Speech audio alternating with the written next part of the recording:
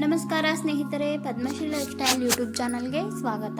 ಸ್ನೇಹಿತರೆ, ಇವತ್ತಿನ ವಿಡಿಯೋದಲ್ಲಿ ಮೊಸರನ್ನವನ್ನು ಯಾವ ರೀತಿಯಾಗಿ ಮಾಡೋದು ಅಂತ ಹೇಳ್ಕೊಡ್ತಾ ಇದ್ದೀನಿ. ಅದಕ್ಕೂ ಮುನ್ನ ನೀವಿನ್ನು ನಮ್ಮ ಚಾನಲ್ಗೆ ಸಬ್ಸ್ಕ್ರೈಬ್ ಆಗಿದ್ದಿದ್ದೆ ಸಬ್ಸ್ಕ್ರೈಬ್ ಮಾಡಿಕೊಂಡು ವಿಡಿಯೋನ ಸ್ಕಿಪ್ ಮಾಡದೆ ನೋಡಿ. ಬನ್ನಿ ಹೇಗೆ ಮಾಡೋದು ನೋಡೋಣ. ಸ್ವಲ್ಪ ಕರಿಬೇವು, ಸಾಸಿವೆ, ಜೀರಿಗೆ, 2 ಹಸಿರು ಮೆಣಸಿನಕಾಯಿ ಮತ್ತು ಶುಂಠಿ ಬೆಳ್ಳುಳ್ಳಿ ಪೇಸ್ಟು, ಸ್ವಲ್ಪ ಉದ್ದಿನಬೇಳೆ, ಕಡಲೆಬೇಳೆ ಹಾಕೋದ್ರಿಂದ ಒಳ್ಳೆ ಘಮ ಬರುತ್ತೆ ಮೊಸರನ್ನಕ್ಕೆ. ಮತ್ತು ನೀವು ಕ್ವಾಂಟಿಟಿ ಜಾಸ್ತಿ ಮಾಡಿಕೊಂಡ್ರೆ ಎಲ್ಲನೂ ಜಾಸ್ತಿಯಾಗಿ ತಗೊಳ್ಳಿ. ಒಂದು ಪಾತ್ರೆಯನ್ನು ಇಟ್ಕೊಂಡು ಅದಕ್ಕೆ ಸ್ವಲ್ಪ ಎಣ್ಣೆಯನ್ನು ಹಾಕ್ಕೊಳ್ಬೇಕು. ಎಣ್ಣೆಯನ್ನು ಜಾಸ್ತಿ ಹಾಕ್ಕೊಳ್ಬಾರ್ದು ಮೊಸರನ್ನ ಯೂಸ್ ಮಾಡೋದ್ರಿಂದ, ಒಗ್ಗರಣೆ ಸಲುವಾಗಷ್ಟೇ.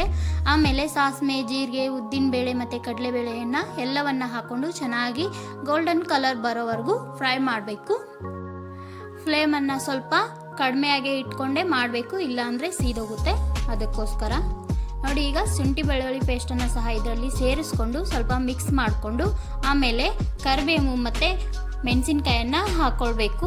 ಚೆನ್ನಾಗಿ ಮಿಕ್ಸ್ ಮಾಡ್ಕೊಳ್ಬೇಕು. ಇದು ಪೂರ್ತಿಯಾಗಿ ತಣ್ಣಗಾಗಲಿಕ್ಕೆ ಬಿಡಬೇಕು. ತಣ್ಣಗಾದ್ಮೇಲೆ ನಾವು ಇದಕ್ಕೆ ಅನ್ನವನ್ನು ಸೇರಿಸ್ಕೊಳ್ಬೇಕು. ಅನ್ನವನ್ನು ಸಹ ಬಿಸಿ ಅನ್ನವನ್ನು ಸೇರಿಸಬಾರ್ದು, ಬಿಸಿ ಅನ್ನದಲ್ಲಿ ಮೊಸರನ್ನ ಹಾಕಬಾರ್ದು. ಅದಕ್ಕೋಸ್ಕರ ಅನ್ನ ಕೂಡ ಕಂಪ್ಲೀಟಾಗಿ ತಣ್ಣಗೆ ಆಗಿರಬೇಕು.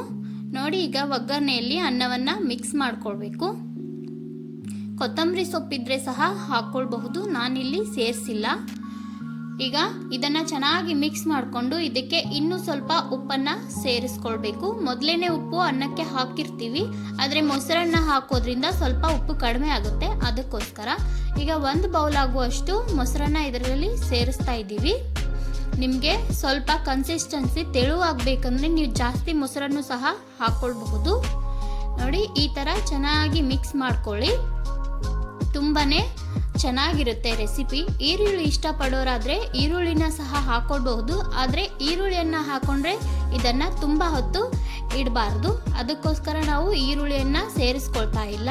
ನೀವು ಆಗಲೇ ತಿನ್ನೋರಿದ್ರೆ ಮಾತ್ರ ಈರುಳ್ಳಿಯನ್ನು ಸೇರಿಸ್ಕೊಂಡು ತಿನ್ನಬಹುದು. ಕೊತ್ತಂಬರಿ ಸೊಪ್ಪನ್ನು ಸಹ ಇದೇ ಟೈಮಲ್ಲಿ ಸೇರಿಸ್ಕೊಳ್ಬಹುದು. ಎಷ್ಟು ಚೆನ್ನಾಗಿ ಇದನ್ನು ಮಿಕ್ಸ್ ಮಾಡ್ಕೋತೀರೋ ಅಷ್ಟು ಚೆನ್ನಾಗಿ ಆಗುತ್ತೆ. ಮತ್ತು ಅನ್ನವನ್ನು ತುಂಬ ಮೃದುವಾಗಿ ಅಂದರೆ ಸ್ಮೂತಾಗಿ ಬೇಯಿಸ್ಕೊಂಡಿರಬೇಕು. ಈಗ ಮೊಸರನ್ನ ರೆಡಿ ಆಗಿದೆ. ಇನ್ನು ಯಾರು ಚಾನಲ್ಗೆ ಸಬ್ಸ್ಕ್ರೈಬ್ ಆಗಿಲ್ವೋ ದಯವಿಟ್ಟು ಸಬ್ಸ್ಕ್ರೈಬ್ ಮಾಡಿಕೊಂಡು ವಿಡಿಯೋನ ಸ್ಕಿಪ್ ಮಾಡದೆ ನೋಡಿ. ವಿಡಿಯೋ ಇಷ್ಟ ಆದರೆ ಲೈಕ್ ಮಾಡಿ. ಮತ್ತೆ ಒಳ್ಳೆ ರೆಸಿಪಿಗಳೊಂದಿಗೆ ಸಿಗ್ತೀನಿ. ಬಾಯ್.